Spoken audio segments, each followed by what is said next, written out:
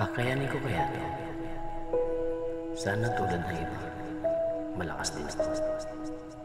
Pero sa tingin ko, hindi ko kailangan maging malakas bago magsimula.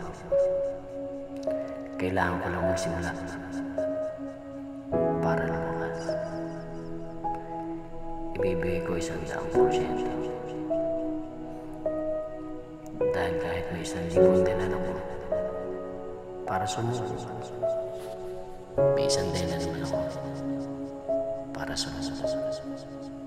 Naniniwala ako na kaya ko naman at kakayanin ko dahil darating ang panahon magiging malakas din ako. At pagharap ko sa salamin, makikita ko ang bago ako.